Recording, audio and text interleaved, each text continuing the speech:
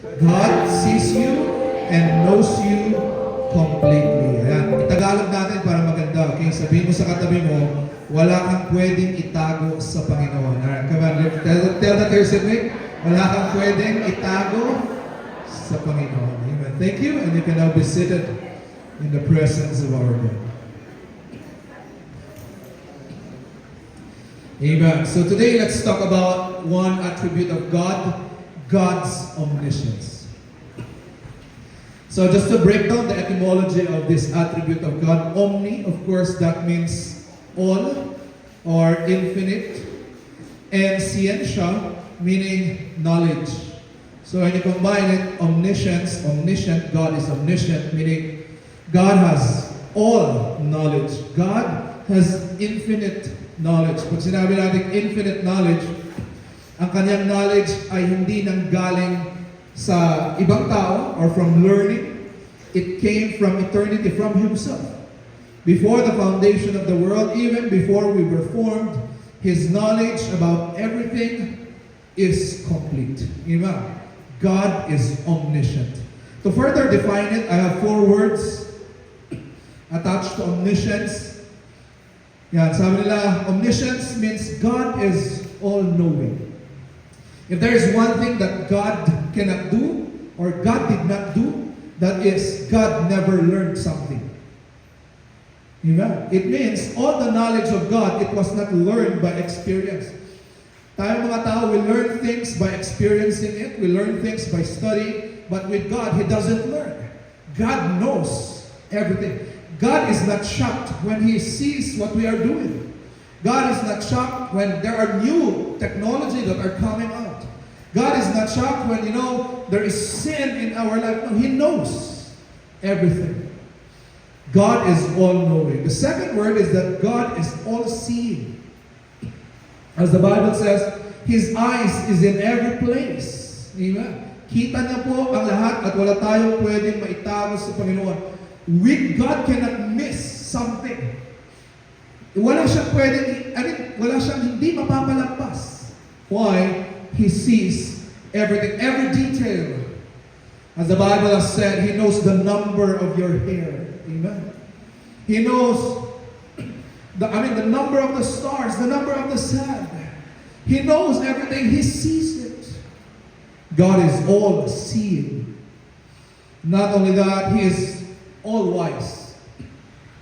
Because He is omniscient, God does not err. Hindi siya nagkakamali sa kanyang desisyon. Hindi siya nagkakamali sa kanyang ginagawa. Why? Because He is all-knowing. That's why everything He does, He knows it and He knows the purpose behind it. At hindi siya magkakamali. His plans are perfect. That is our God. He is omniscient. Amen. And number 4, He has perfect knowledge. It means everything is recorded. He cannot forget something. Amen. Lahat ng ating ginagawa para sa Kanya, hindi niya yan kinakalimutan. Why? Because He has perfect knowledge. And when you digest these 4 words, plus that word omniscience, wow. Pwedeng tapos na yung preaching. Why? This alone makes us to worship God. He sees us. Amen. He knows us. Amen. He has perfect knowledge of us. And we have a God who knows everything. And King David in this Psalm 139, further discussed how much God knows about us. Gaano ba kalalim ang omniscience ng Panginoon? Let's look at the verses that King David wrote. Gaano kalalim ang pagkakakilala ng Panginoon sa atin? Una, sabi niya sa verse 1, O Lord, Thou hast searched me. And the Hebrew word used for that search is examined. It's like a surgeon, para bang doktor na marang may hinahanap. He is examining our life. He is testing it. And God examines the motives of our heart. Wala tayong pwedeng maitago na motibo sa Panginoon. Pwede tayong mag-pretend na, I am doing this for God. I am doing this for, because I love God. We can always pretend that we have the right motive, but God examines our motive. Kita niya kung ano ang motibo mo sa lahat ng bagay. You cannot hide your motives from God. That's why I always teach here in church. It's not enough that you will do things for God, but you should do things for God with the right motive. Why? Because God sees those motives. King David even said, when God searched us, He has known us. And that word known in the Bible, I always tell you this, the word known in the Bible, it has a marriage connotation to it. That's why when Adam knew his wife, that is, ano yung sabihin nun? Hindi yung nakipagkilala si Adam kay Eve. No. Ang ibig sabihin ng Adam knew his wife is that Adam had an intimate knowledge of Eve. It's love, intimate love. And so, when God said, I have known you, kayo mga anak ko, kayo mga Kristiyano, I have known you. What is that? God has intimate knowledge about us. To you married people, I want to ask this question, okay? Do you know that there are knowledge about your spouse that only you knows? And other people do not know it, right? You can smell the smell that others do not smell. You can see the attitude that others may not see outside, right? Pwede mo makita yung mga, alam niyo yun, pwede mo siya makilala, meron kang pagkakakilala sa asawa mo that other people do not know about your spouse. Why? Ang meaning nun is intimate knowledge. And God is saying that, na kayo po na aking mga anak, yes, you can dress well in church. Yes, you can smile in church. Yes, people can look at you. Ganito ang tingin nila sa'yo. Pero ako ang Diyos mo. I have intimate knowledge about you. I have knowledge about you that no one else knows. I know you from the inside out. And yet, this is what God said. Even if I know you, kahit kilala kita ng sobra, I still love you so much. And folks, that is the greatest kind of love. When you know the person deeply and you still love the person, that is the greatest kind of love. To be known is to be loved. Ano po yun? People, sometimes pag hindi mo pag-aano kilala yung tao, you can have admiration to that person, you can love that person. But when you get to know a person deeper at nalaman mo na yung kanyang pagkatao, nalaman mo yung kanyang mga negative attitudes, there are sometimes, ang maging reaction natin, ay, ganun pala siya. And then we back off. Ay, ganun pala siya, hindi ko alam, and then we back off. That's human nature. But God is showing us what is real love. Ito ang real love. He knows us completely, all weaknesses, all sins, everything. And yet He said, I love you. Wow. What a deep kind of love by our Father. He knows our motives. Not only that, He has intimate knowledge about us. Verse 2 says, Thou knowest my down sitting and my uprising. Ano yun? Alam ni God ang iyong pagtulog, ang iyong paggising, lahat ng ginagawa mo everyday. He knows what you are doing and you cannot hide anything from God. Alam po niya ang inyong ginagawa. And I tell you, church, there is no such thing as a private life when it comes to God. You can pretend that you have a private life when it comes to people. Yeah, ito lang para sa akin, private life ko to. But let me tell you this. In the sight of God, there is no such thing as a private life. God sees you completely, everything. Amazing. And then the Bible even said, Thou understandest my thoughts. Go back. He said there, Thou understandest my thought afar off. What is that? The things we are thinking about. Yung ating mga iniisip, sobrang dami nating iniisip in every day. But God said, I know those thoughts. Research would say we have around 30,000 thoughts every hour. Ang dami natin iniisip. Pag nanay ka daw, 50,000 thoughts. Ang dami natin iniisip. But then, what did God say? I know all of those thoughts. I know it. Amen.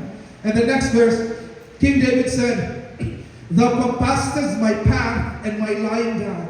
The word compasseth there is to be with, in Hebrew niya, to be with or to travel with. Ay, ibig sabihin, sabi ni David, lahat ng pinuntahan mo, kasama ko doon.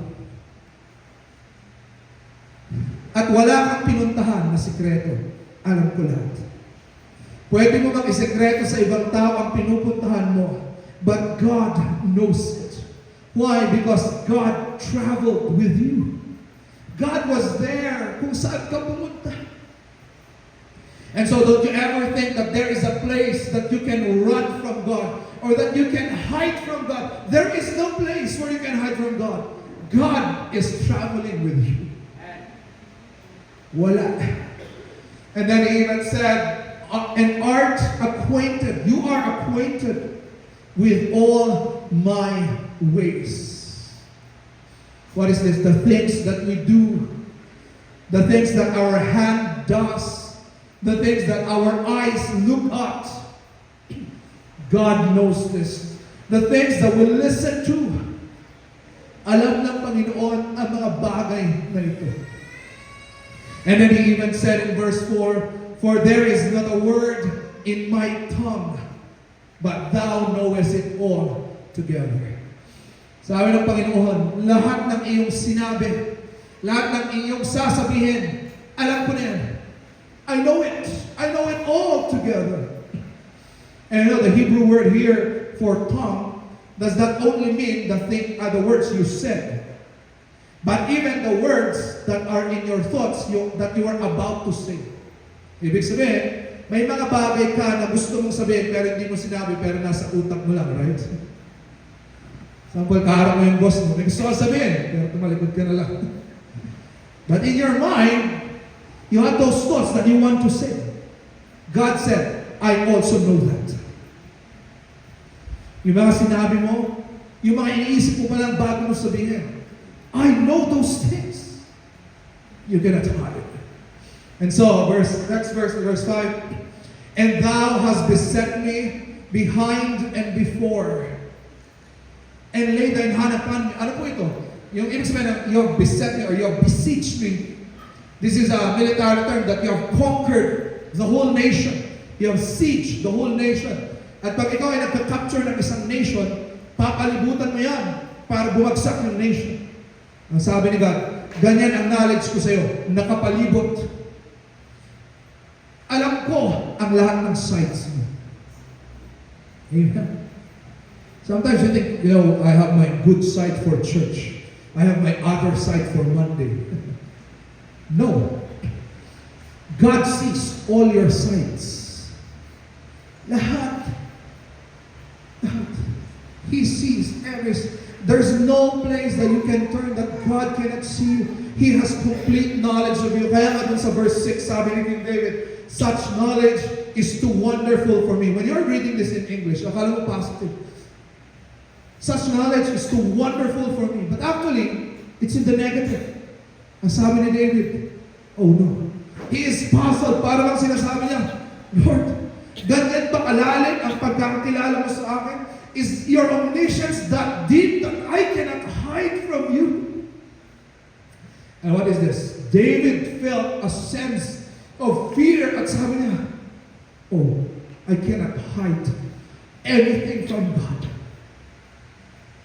And coming from David himself, if you know the life of David, he tried to hide his adultery. He tried to hide his murder. He tried to hide the sins. But then he realized, wala pala akong pwedeng maitago sa Panginoon. He sees all the sides. And then, next verse, he said in this verse, whither shall I go from thy spirit? Or whither shall I flee from thy presence? You cannot hide. Saan ako pupunta para magtago sa Panginoon? Wala. You cannot hide. And I don't know if you see some hotels and motels. That's their promotion. Privacy is the new luxury. Today you can lock your profile. You can have vanishing texts in Messenger. Why? The devil is trying to deceive us that we have privacy. Because in privacy, that is where it plays with our mind and tempts us Pwede kang magtago, pwede mong itago ang kasalanan mo, pwede mong itago ang mga kalukuhan mo. But David said, where will I go that he cannot find me? No place you cannot hide. And then verse 8, sabi niya, if I ascend up into heaven, thou art there. If I make my bed in hell, thou art there. Of course, when we read verses like this, we do not take it literally. Hindi nag-set up si David ng bed sa hell, okay? Same as the verse that said that Jesus went into hell. No, okay, those are figurative. Jesus humbled himself. That's the meaning of the verse in the New Testament. And here, when David said, I set up my bed in hell, it's just a figurative term na ang sabi niya, whether sa langit or sa hell or kahit saan sa mundo, God can still see me. God has still knowledge about me. We cannot escape the omniscience of God. Ganito po grabe ang pagkakilala ng Panginoon sa atin. And the next verse, sabi niyo po dito, for thou hast formed my reins. What is God? What is this? God has made us, the inward parts of your body, ginawa ka ng Panginoon. He knows the inward parts of you when He made you. And you were covered by God in your mother's womb. During your formation, God knows you already. That's why, there are times people ask me, Pastor, paano naman yung mga PWD? Hindi ba unfair yung mga PWD? I tell you, no, it's not. Why? Because when God formed them in their mother's womb, God already saw it, God already planned it, God already has a purpose, at may mga purpose ang Panginoon para sa kanila lahat.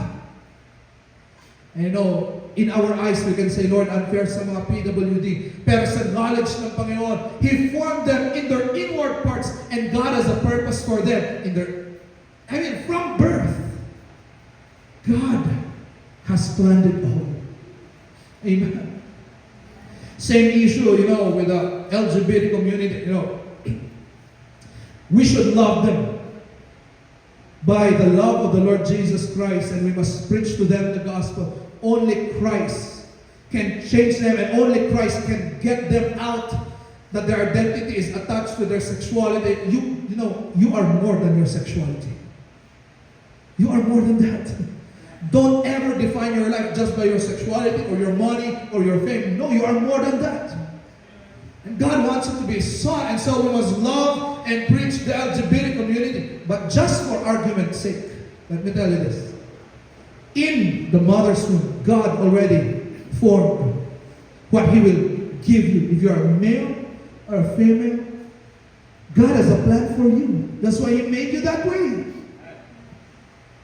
He formed us in our inward parts. He knows us from birth. That's why verse 14, David ended our text. He said, I praise Thee, for I am fearfully and wonderfully made. Marvelous are Thy works, and that my soul knows it right well. Praise God, He made me. And then the next verse of this chapter, sabi niya, verse 17, how precious also are Thy thoughts unto me. And then the application ni David, sabi niya, Lord, because You know me so much, dahil kilala mo ako, how precious are Your thoughts towards me.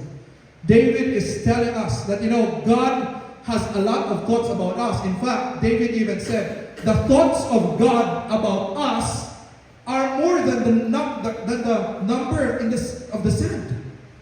That is how many the thoughts of God is for us. But David described the thought of God for us is this: it is precious. Ano yun? Dahil kilala ka ng Panginoon, sobrang dami niyang plano para sa iyo. Because God knows you. He has so much plans and precious things that He has prepared for you. All because He knows you so deeply. That's why He can love you and He can plan for you so deeply. The thoughts of God for us is so precious. That's why I know it's so comforting to know that God knows us, because His thoughts are precious. Amen. Toward us. And so this morning we'll break this down, okay? What are the thoughts that God has about us? What are the lessons that we can learn from God's omniscience. Amen. So let's go to our points. Number 1. What are the lessons from God's omniscience? Number 1 is this. God knows our sinfulness, so He gave a Savior. That is number 1. God knows. Because God knows us so much. Because God knows all our sins. And He knows that we cannot perfect the law. God knows na kahit anong gawin niya sa atin, we cannot earn our righteousness. Why? Because God knows our sinfulness. That's why, because of His omniscience, He sent a Savior for us. And church, please get this, okay? The requirement of God for us to have eternal life is perfection. Okay? Ang requirement ng Panginoon para ikaw ay maligtas, pumunta ka sa langit, perfection yan.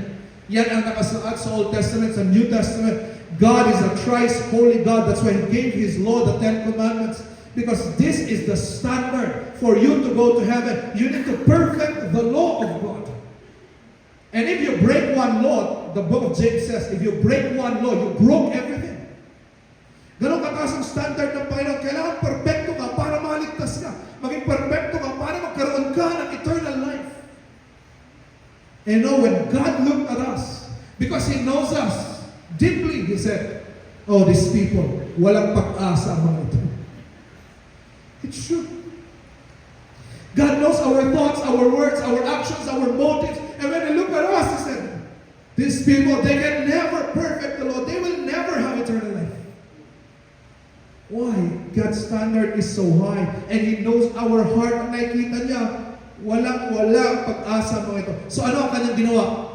God out of His love. Because He knows our sinfulness. He knows our depravity. God sent His only begotten Son to become a man here on this world. And what did Jesus do for 33 years? The answer is this. Jesus lived a perfect life for 33 years. The Bible says Jesus met the righteous demands of the law. It means Jesus came to perfect the 10 Commandments. Jesus came to perfectly honor God. Jesus came to perfectly love other people. Jesus came to be the only man who will be righteous. And God said, if you believe in Him as your Lord and Savior, that perfect righteousness, He will give that to you. And when God looks at you today, because of your salvation, when God looks at you today, it is as if you have perfected the law. It is as if ikaw ang naka-perfect ng 10 Commandments, kahit hindi mo yan na-perfect. Pero dahil sa righteousness ni Kristo, parang na-perfect mo na rin ang 10 Commandments. And now you can have eternal life and relationship with Him. Why? Because you have attained that requirement of God, the perfection. But it was a gift from Jesus Christ. Amen? And God knows the depravity of man. That's why He gave a Savior. Kaya nga to our visitors today, mga nag-invite po sa inyo, they love you very much. Because those members who have invited you, they also know that you are sinners. They also know, kung kaibigan mo yan, alam niya ang kalokohan mo. Alam niya. At alam niya na ang only solution is not religion. The only solution is for you to trust in what Jesus did on the cross, and you will be saved, and you will be declared righteous. Amen. That's why I posted this on Facebook this week. Sabi ko, if you admit that you are a sinner, Christ will be your Savior. If you admit that you are a great sinner, then Jesus will be your great Savior. But if you admit that, I'm not bad, I know I'm a sinner, but I'm not as bad as my seatmate, Medyo okay pa ako eh. Pastor, siya na lang preaction mo, hindi ako, kasi medyo okay pa ako. If you admit that, you're not that bad, I tell you, Christ will be your judge.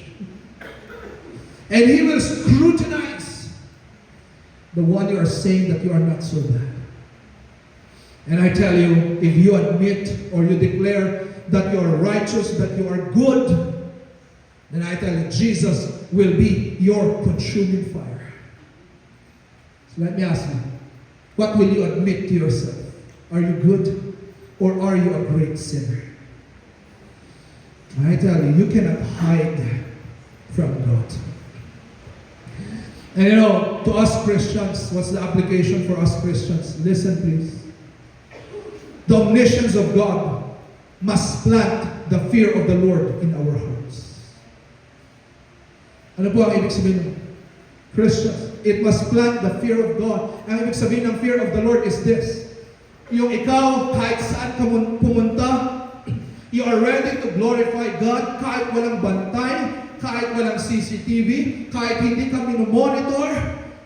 Why? Because you know, God sees me. That's why in every place you go, your prayer is always like this. Lord, how can I glorify you in this place? How can I glorify you in this work? Because I know you see me.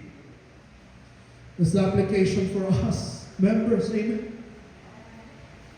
God sees you all throughout. Amen. So that's number one. God knows our sinfulness. Number two, lessons from God's omniscience. Number two is this. God knows His plan for us, so He leads every step. First, God knows kung gaano tayo kasama. That's why He gave us Savior. Number two is this. He knows the plans He has for us. And because He knows, dahil alam niya ang mga plano niya para sa atin, He is leading us to those plans. Amen. And you know, this verse, we always recite this verse. This is one of the most common verses in the whole Christendom. Jeremiah 29:11. For I know the thoughts. Sabi ni God, I know the thoughts that I think toward you, saith the Lord, thoughts of peace and not of evil, to give you an expected end. And you know, when God said this to the prophet Jeremiah, the expected end that God is thinking here is this. The expected end is for the nation of Israel to come back to God. His expected end is for the nation of Israel to worship God. At so nasabi ng Panginoon, dahil ito ang plano ko para sa inyo, I will lead you to captivity. Gagamitin ko ang mga Babylonians para ma-capture kayo. Dahil ang plano ko para sa inyo, ang expected end ko para sa inyo, is that you will come back to me and worship me. What is this, folks? If God has a plan, He will make sure to do it. And He will use people, He will use circumstances, He will use events, He will even use suffering, He can use other people, even pagan kings or other people, He will use it just to accomplish His plan in our life. And I tell you folks, God has so many plans for you and He will make sure to do it. Gagamit siya na kahit anong paraan para gawin niya ang plano niya sa buhay mo. That's why many of you, church, you know, God, before the foundation of the world, planned that you will be saved. Amen. We believe in election and predestination. God has known you and He wants to save you from the foundation of the world. And look at this. What did God do? What did God do? Dahil ang plano niya para sa'yo, masave ka. Ano ang ginawa ng Panginoon? Look at this, folks. What did God do? He used a church to reach out to you. The Bible even said, He used a preacher to share to you the gospel. He used some people to disciple you na dati naman hindi mo kakilala yung mga tao na yun. Pero ano, dahil plano ng Panginoon na masave ka at mag-grow ka spiritually, He will use people. Do you know that we have testimonies here in church na saan nila nakilala ang Panginoon? Sa prison. Bakit plano ng Panginoon na iligtas sila? At saan nila nakilala ang Panginoon? Sa kulungan. Imagine ang mga testimony. Meron tayong mga testimony dito na hindi naman siya taga-Baguio, kailangan niya mag-aral, tapos nagkataon, ang nakuha niyang boarding house ay katabi ng ating church. At narinig niya yung mga kantaan, sabi ko, try ko nga mag-attend. Nag-attend siya, naligtas siya, nag-grow siya, ginamit siya ng Panginoon. What is this? God has a plan. He will use everything. Some of you here, I met you in one of my speaking engagements. I don't even know you. I just went there. Yung mga ibang speaking engagement ko, sabi ko, parang ayoko nang pumunta. love gift. Kaya sabi ko, Lord, alam ko, ginagamit ko. Pupunta ako. Tapos yun pala may maliligtas, may makikipagkilala sa akin, Pastor, can I join you in church? He got saved, he got baptized. Now he is leading our souls. What is this? If God plans for you something, He will use people. He will use circumstances. Ganun kagaling si God. Kaya nga, mga kaibigan, yung mga suffering na pinagdadaanan nyo, yung mga circumstances, kunwari, nalipat kayo ng bahay, merong nangyaring suffering, may nakilala kang tao, hindi aksidente lang yung mga yon. Hindi tayo naniniwala sa accident or coincidence. Everything is in God's plan. And He is using those connections, those education that we have, yung mga education, mga pinag-aralan, yung mga training, mga skills, everything that you have, God has a plan for all of those. Amen. Kaya nga po, church, the prayer that every Christian should have is this, Lord, how can I glorify you in what I have today? And you know, just to honor our Bible reading this week, pakita ko itong verse sa James dun sa ating Bible reading. Sometimes, hindi nasasagot ang ating mga prayers. Why? Because God knows the motives behind our prayers. At si God, meron siyang ibang plano para sa atin. Pero ating mga prayers, taliwas sa mga plano niya. And James said, He asked and received not. Kaya minsan pray ka ng pray and hindi mo natatanggap. Why? Because He asked amiss, that He may consume it on your lust. What is this? You're asking, you're praying for something. But you know, it is emotive mo, it is selfish. Hindi siya aligned sa will ni God. And you keep on praying and asking, and God doesn't give it. No, church. The best prayer is, Lord, what is your will for me? And you know, this verse even said in James 4 verse 13, you know, sometimes we people, we always like to make plans for ourselves. Lord, itong plano ko, itong mangyayari, after 5 years, ito, after 10 years, Lord, ito na. We keep on making plans for ourselves. But sometimes we forgot that the will of God for you is not for you to get rich, not for you to get famous. The real plan of God for you is for you to be dependent on Christ, to be more Christ-like. And sometimes we make plans that are against His will.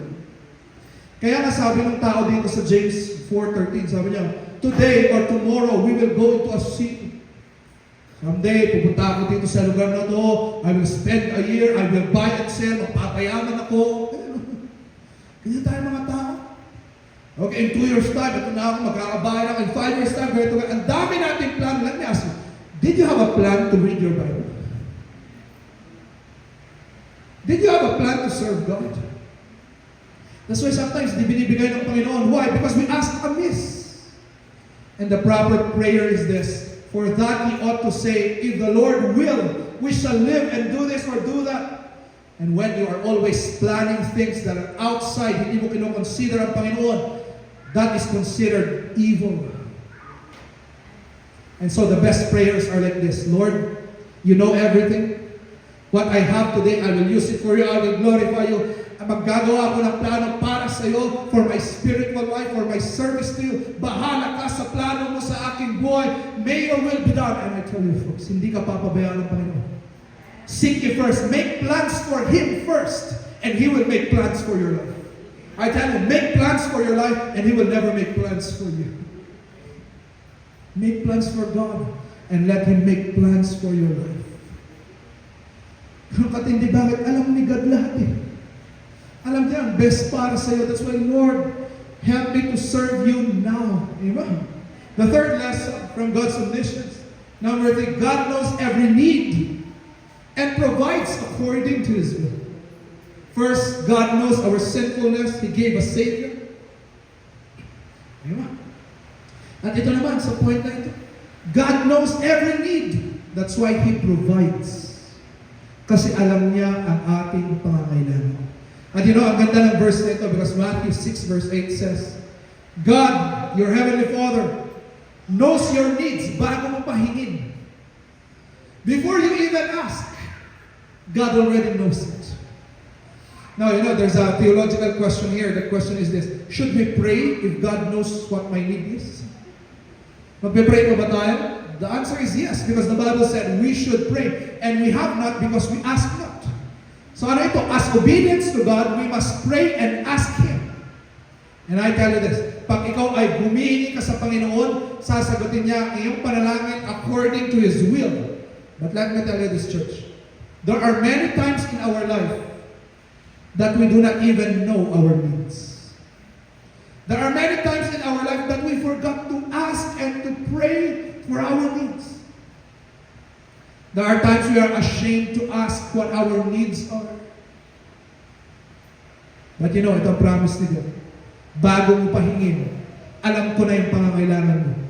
And according to my will, I will give it. What an amazing thing. Kaya nga po, sabi ni King David, before I was young, and now I am old, and I have never seen the righteous forsaken. Ano po yan? Sabi ni David, mula nung ako ay bata hanggang nung ako ay tumanda, wala akong nakitang anak ng Panginoon. Wala akong nakitang Kristiyano na namamalimos. Why? Because God knows our need before we even ask. Hindi man sobra-sobra, pero tama lang. Just our need. God knows it. And the Bible said, His mercy is new every morning. Amen. His grace, He gives it daily. Every day, enough lang ang binibigay ng Panginoon. Kaya nga po sabi ng Bible, huwag mo nang problemahin ang 10 years, 5 years from now, or 15 years. And I tell you, many of you have anxieties of the future. Getting depressed about the future. But you do not hold the future. We live from day to day, grace by grace, every day. And we entrust God our future. Marami sa inyo mga magulang stress. Pastor, ang hirap sa kukunin ng pang-college ng aking anak. Bakit? Ilang taon na ba yung anak mo? 2 years old pa. Relax ka lang.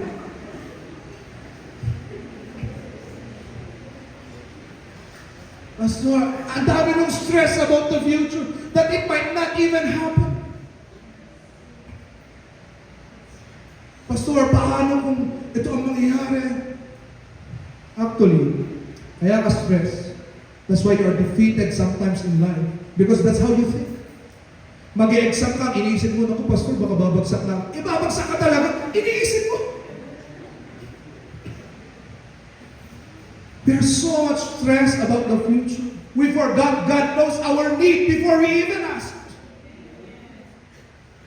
That's how brilliant the omniscience of God is. And number 4, ito po maganda, God knows our tears and weaknesses. That's why He empowers us.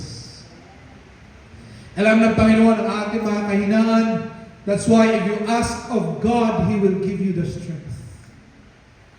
Kung may tatawagin man dito sa ating mga gentlemen na magiging pastor pagdating ng araw, don't ever doubt yourself because when God calls you, He will equip you. Amen?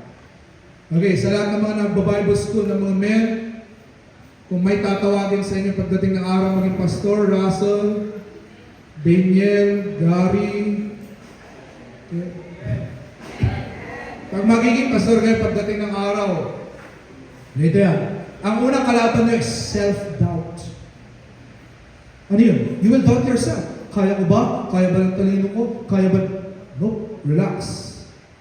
When God calls, He will equip. Alam na ni God, na-factor out na niya yung kahinaan mo. Kaya siya rin ang magbibigay ng lakas para ma-overcome yung mga. We have so many weaknesses. And yet when we ask God for strength, He empowers. At at the end of the test, at the end of the trial or the test or sa dulo niyan, mas ma-appreciate mo si God kasi ang magiging testimony mo, it's not by my strength, but by God. Imagine sa Bible, si David ang liit, si Goliath ang laki. Tanga ba si God daw? Sige David, ikaw lang kumalaban kay Goliath. Strength to strength. Pipisahin lang si David. But David said, yes, you come by your sword. Yes, you come by your spear. You come by your own strength. But I come not in my own strength, but by the strength of Yahweh. Lahat ng ating kailangan, when we bring it to Him, He empowers us. That's why, to all of you who are thinking about serving God, Pastor, parang gusto ko mag-join ng choir, pero yung boses ko talaga sa isang kanta, mga 8 na pitch yung natatamaan. He will empower. Lord, I want to be a discipleship teacher. But you know, I'm mumbling. Hindi ako magaling ma-explain. God's grace is enough. He will empower. It starts with your desire. When you want it, God will enable you to do it. Some family members, come on, serve God. Have that desire to serve God. Don't be afraid. He will empower you. And you know, God knows our weakness, but He also knows our tears.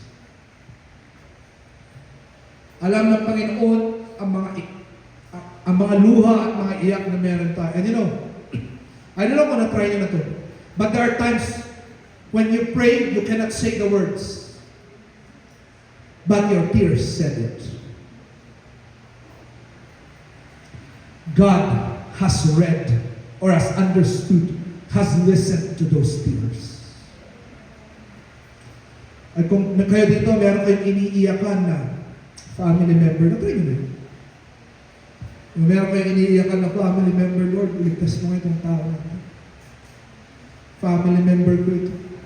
Lord, meron akong anak, meron akong relative. He is away from you. And you just can't help. Hindi mo na alam kung paano siya pagalitan. Hindi mo na alam kung anong gagawin mo sa kanya. Trinay mo na lahat. The best is still your tears.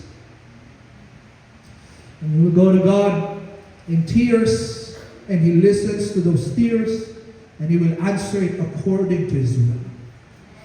And you know, when I was discussing the book of Revelation dun sa ating mga Bible students, alam niyo ba na sa langit, merong tear bottle or tear bowl? Ano yun? Someday, Jesus, when He comes back, bubuksan niya isang vessel na laman. Anong laman niya? The tears of the saints. Ano yun? Lahat ng mga iyak ng kanyang mga anak nandun sa bola at bubuksan niya. And He will answer them one by one to us. Alam mo yung iyak mo na to, sinagot ko to. Alam mo itong iyak mo na ito yung aking ginawa. And soon we will realize no tear was wasted. Someday we will realize lahat ng ating iniyakan sa Panginoon, meron siyang ginawa. Whether nakita man natin or hindi, He knows our tears. And so to all, this week, medyo marami ako nakausap ng mga nanay who are having struggles with their children. Tatay even. Alam ko, mahirap ang mga Gen Z na ito ba? Medyo. Kasi with the generation gap, parang hirap ko usapin. Marami sa inyo, Pastor, paano kausapin ko? Hindi ko alam ang gagawin. This discipline, ginawa ko naman. I'm trying to encourage. I do not know what to do. And sometimes, natitempt kayo mag-manipulate. Huwag na kayo mag-manipulate. Your anger cannot change them. You know, huwag na. Your fear cannot change it. Huwag na. Gawin mo. Just do your best. Don't manipulate. And then, give your tears to God. So to every mother here or father crying for their kids, you give those tears to God. He hears it. Amen. Last. Number 5. God knows our labor of love. He will surely reward.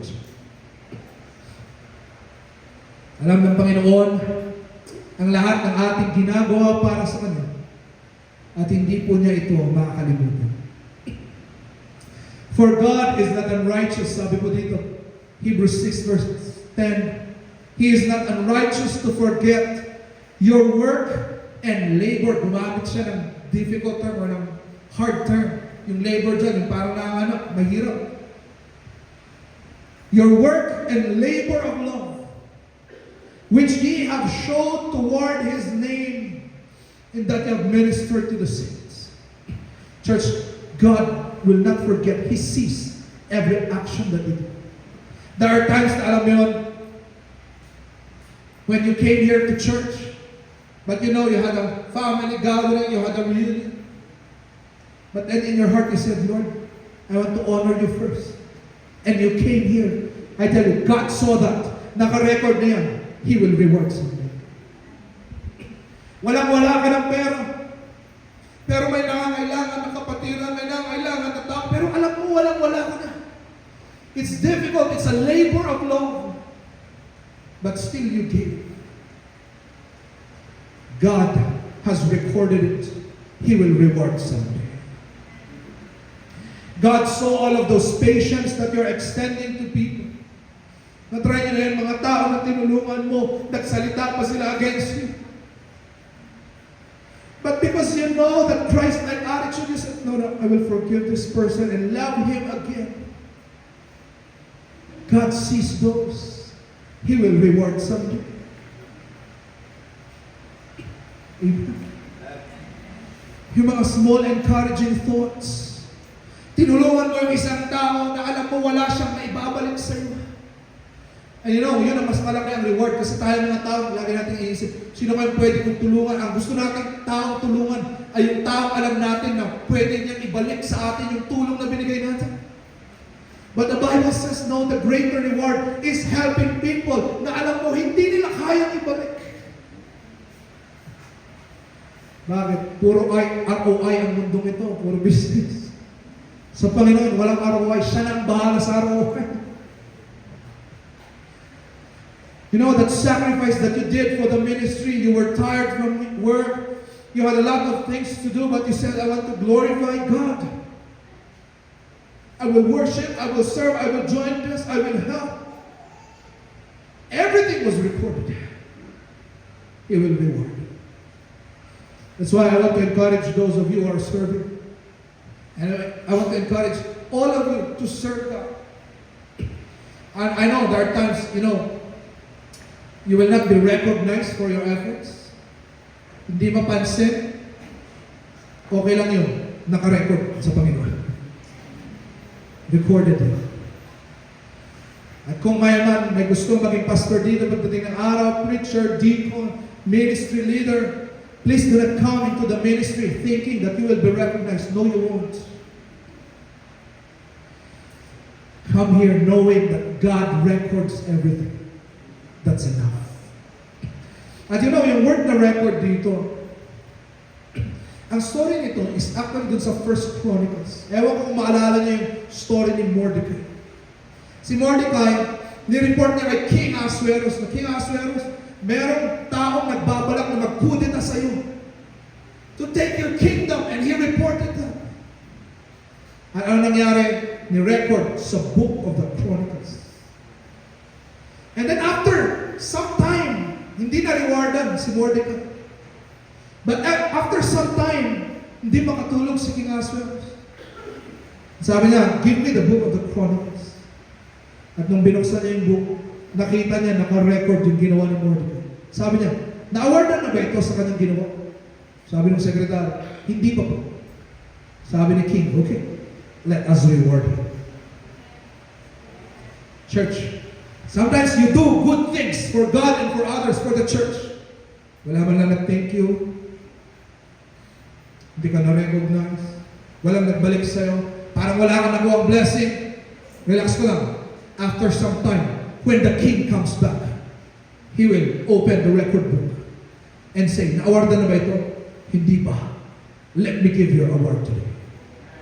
In fact, mas maganda antayin mo ang reward na eternity, na maglalast eternity kaysa yung reward mo ngayon. Wait for your reward. So church, what is this? God knows everything. Amen. And so let us live accordingly because we know that He knows everything. Amen. As I end my sermon, I want us to sing this song. He knows my name. And I would like to request our worship team to include this in the songs that we will be singing every Sunday. Isama sa rotation ng songs. He knows my name. God knows your every tear. God knows every tear that falls. God knows every prayer. He knows you. Amen? Can we just say, Lord, thank you that you know me. Come on, sabihin na natin yan. Lord, thank you that you know me. Come on, let's say that line. Lord, thank you that you know me. Amen?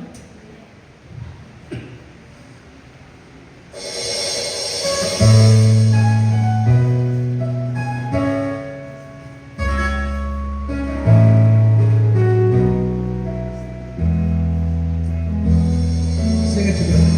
I have a maker before my heart, before even time began, my life was in His hands. Okay, this is the verse. He knows my name. He knows my every thought. He sees each tear that falls and hears me when I call. Amen. I have a Father. He calls me His own. He'll never leave me, no matter where I go. He knows my name. He knows my every thought. He sees each tear that falls and hears me when I call. Okay, when we sing the next chorus, we will change the pronoun, okay? We will say, He knows your name, and you will sing the song to your sit name. Gawin natin your, hindi mine. Okay, come on, let's stand up, let's stand up. So let's stand up and sing this to your sit name, okay?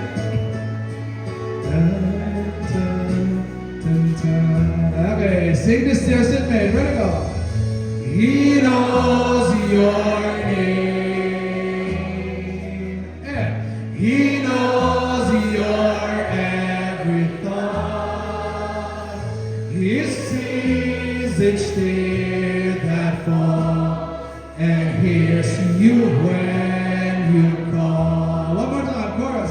Sing it to your sit name. He knows your name. Yeah. He knows